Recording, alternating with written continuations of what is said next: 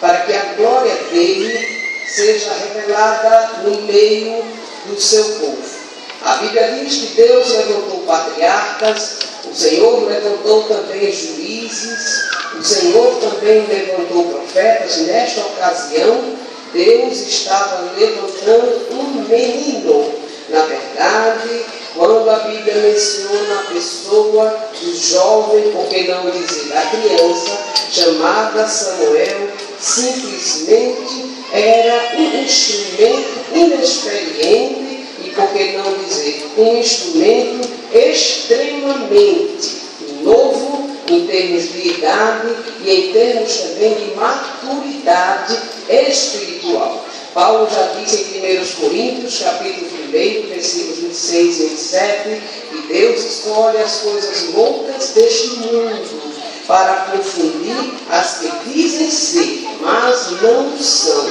Nesta ocasião, Deus está levantando um jovem chamado Samuel. Quem era Samuel? Samuel foi o jovem a quem Deus conferiu a irmã Ana, a qual orou diante do átrio do Senhor, da casa do Senhor, orou e pediu a Deus uma bênção. O Senhor a concedeu a vitória, o menino Samuel, e agora Samuel é levado para a casa do Senhor, para que o nome dele fosse glorificado. Samuel foi levado aos cuidados de Eli. Quem era Eli? Sacerdote do Senhor, profeta do Senhor, juiz também de Israel, inclusive o último juiz de Israel.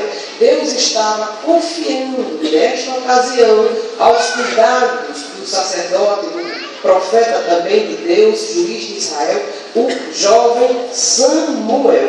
A Bíblia diz que nessa ocasião Deus tinha visitado Israel e levantado outros profetas para falar com o irmão Eli e mostrar para ele que Deus iria levantar um sacerdote fiel que faria tudo segundo o coração de Deus. E nesta ocasião, a Bíblia diz que o jovem Samuel ficou aos cuidados de abrir as portas da casa do Senhor. Ele era bastante jovem, porém, eu não entendo porquê, mas Deus o sabe, foi confiada a ele a responsabilidade de abrir a porta da casa do Senhor. O ministério de Samuel já começou bem, porque ele começa abrindo as portas da casa do Senhor. E é bem verdade que Deus tem levantado homens e mulheres para fazer a sua vontade, o seu líder, mas muitos até que começam abrindo portas no seu ministério,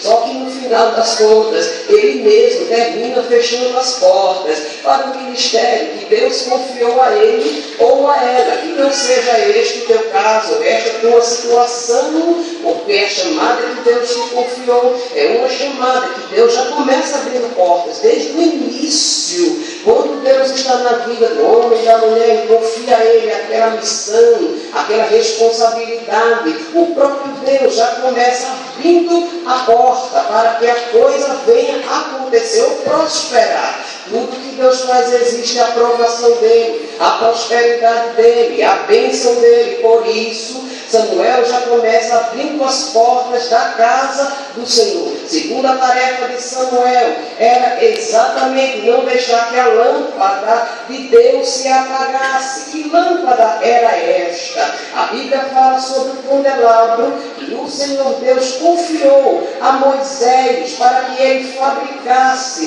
Que candelabro era este? O candelabro era uma peça que ficava no lugar santo. Aquele candelabro servia para iluminação no lugar santo. O candelabro era uma peça que tinha exatamente 7 hastes. Essas hastes estavam as lâmpadas. E estas lâmpadas eram sustentadas pelo azeite que havia nas 7 hastes do candelabro. Ficou confiado também ao jovem Samuel, não permitiu, não deixar que a lâmpada de Deus, ou seja, o candelabro de Deus, se apagasse no templo. Deus tinha falado com Moisés em Êxodo capítulo 20, versículo 27, dizendo para Moisés, Moisés, que haja lâmpada acesa continuamente perante mim, no meu tabernáculo, e quando colocares a lâmpada lá no meu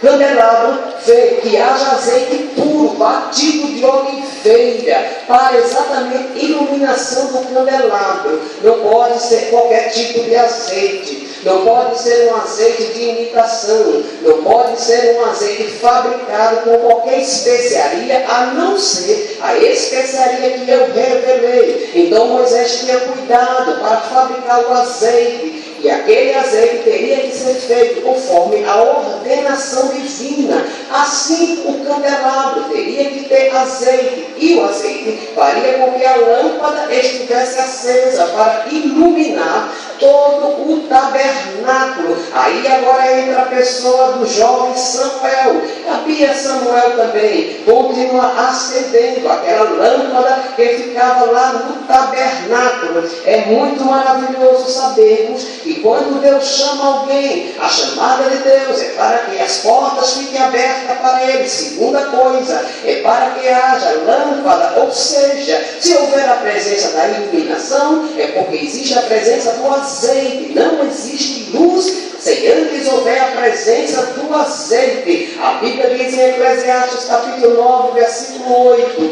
em todo tempo sejam alvos os teus vestidos, e nunca, jamais falte o óleo da unção, o azeite de Deus sobre a sua cabeça. Samuel começou jovem, mas tinha o azeite de Deus. Samuel começou inexperiente, mas tinha o azeite de Deus. Estava preocupado em abrir as portas, estava preocupado em acender a lâmpada, e antes que a lâmpada de Deus se apagasse, a lâmpada ainda estava acesa. Deus vem visitando o profeta Samuel, jovenzinho, e Deus fala com ele pela primeira vez e diz: Samuel, Samuel. Samuel, achando que era um sacerdote Eli, que estavam chamando, se levanta, vai falar com o sacerdote retorna e diz: Samuel, não fui eu que te chamei. A segunda vez aconteceu do mesmo jeito. Pela terceira vez, o sacerdote entendeu que não era a voz de homem, mas a voz de Deus,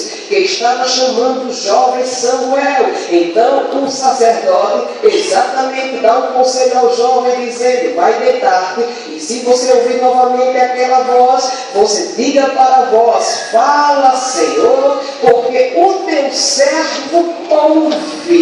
Você já está entendendo que o Senhor já está falando comigo e com você nesta noite.